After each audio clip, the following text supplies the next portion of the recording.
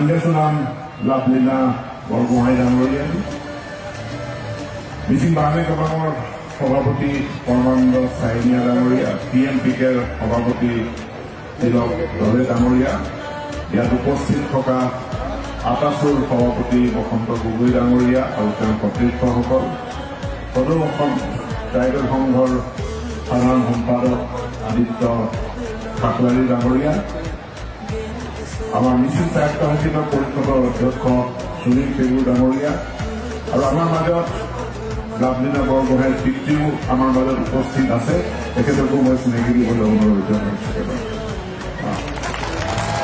আমাৰ মাজত উপস্থিত থকা ধেমাজি জিলাৰ জিলা আয়ুক্ত ৰাহুল জাভি ডাঙৰীয়া, আৰক্ষীৰ অধীক্ষক হিতেশ ৰাই ডাঙৰীয়া আৰু ইয়াত উপস্থিত থকা গোগামুখৰ বিশিষ্ট ব্যক্তিসকল আৰু মই বিশেষভাৱে উল্লেখ কৰিব বিচাৰিম যিসকল ক্ৰীড়া সংগঠক স্পৰ্টছ ইভেণ্ট অৰ্গেনাইজাৰ ইয়াত উপস্থিত আছে, PMPK MNKৰ সদস্যসকল।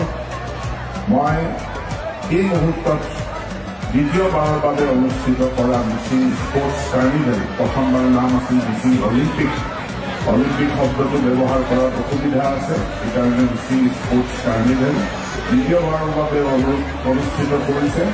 মই সকলো সংগঠক আৰু খেলুৱৈ মোৰ ফালৰ পৰা মই শুভেচ্ছা জনাইছোঁ। সৌভাগ্য Mising sports carnival Derop sadi saya homoiso saya itu merupakan adiso mulut takam telu kini demo asing selam selibu. Khel অতি গুৰুত্বপূৰ্ণ, মানুহক এখন শক্তিশালী দেশ, এটা শক্তিশালী জাতি গঢ়িবৰ কাৰণে শক্তিশালী নাগৰিক গঢ়িব লাগে। শক্তিশালী নাগৰিক তেতিয়াই হ'ব যেতিয়া নাগৰিক স্বাস্থ্যৱান হ'ব। আমাৰ প্ৰত্যেকজন মানুহ স্বাস্থ্যৱান হোৱাটো প্ৰয়োজন।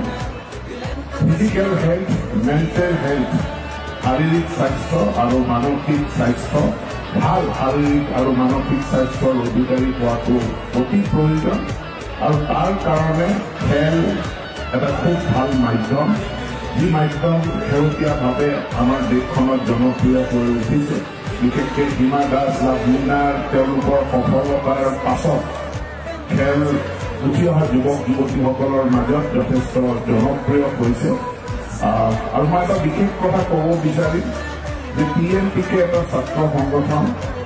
আমাৰ ছাত্ৰ সংগঠন অসমত আমাৰ এটা দীঘলীয়া ইতিহাস আছে।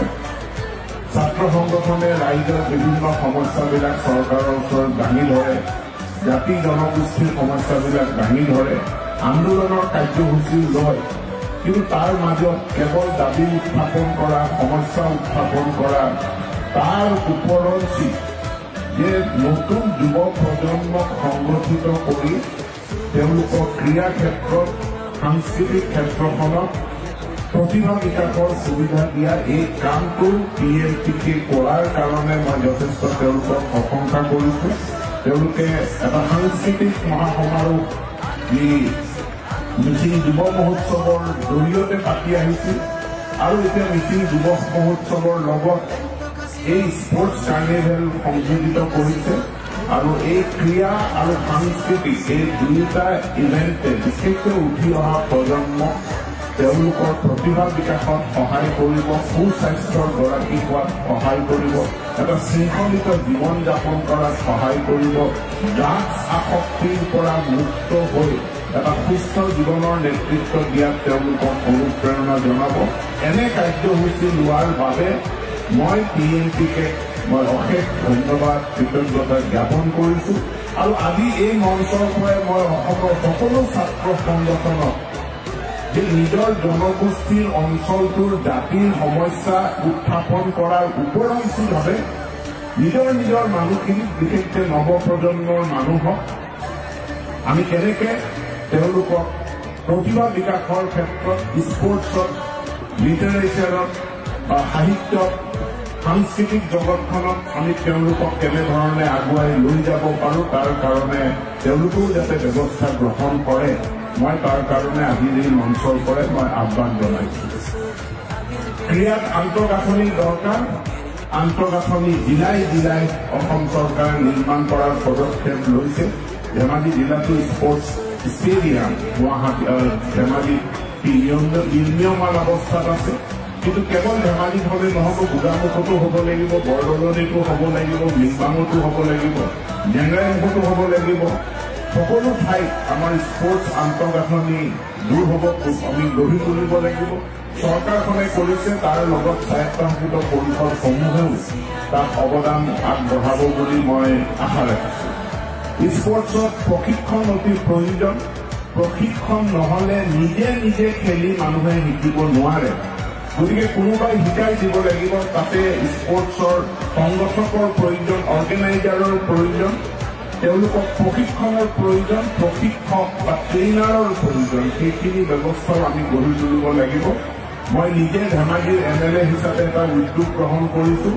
এই ধেমাজি উচ্চতৰ মাধ্যমিক বিদ্যালয়ক কেন্দ্ৰ কৰি ক্লাছ 6ৰ পৰা ক্লাছ 8লৈকে এই কিবা শ্ৰেণীৰ বা সেই বয়সৰ ছাত্ৰসকলক লৈ এটা ফুটবল একাডেমী আৰম্ভ কৰাৰ পৰিকল্পনা কৰিছোঁ। ইতিমধ্যে আমাৰ হোষ্টেল নিৰ্মাণ সম্পূৰ্ণ হৈছে। জিলাখনৰ যিখিনি ভাল ফুটবল খেলা ল'ৰা ক্লাছ 6ৰ পৰা 8লৈকে আছে, তেওঁলোকক আমি গোগামুখলৈ আনি সম্পূৰ্ণ আমাৰ খৰচত আমি তেওঁলোকক হোষ্টেলত ৰাখিম।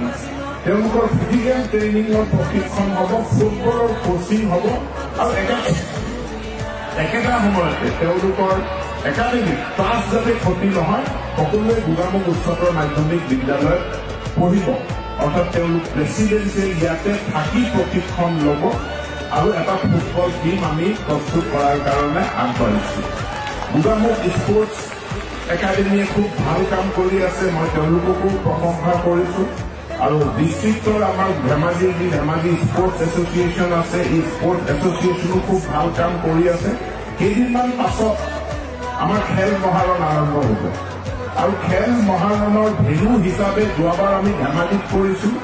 এইবাৰ খেল মহাৰণৰ জিলাখনৰ ভেন্যু হিচাপে আমি গোগামুখক আমি বাছি লৈছোঁ, যিহেতু ইয়াত বহুতখিনি আন্তঃগাঁথনি আছে ৰেডি হৈ পেলাই খেলুৱৈসকল থকা বিভিন্ন ইভেণ্ট প্ৰতিযোগিতা পতা। অহা বছৰ হয়তো আমি ধেমাজিৰ পৰা জোনাই ফালে চিৰাপথাৰ বা জোনাইলৈ আমি খেল মহাৰণটো লৈ যাম।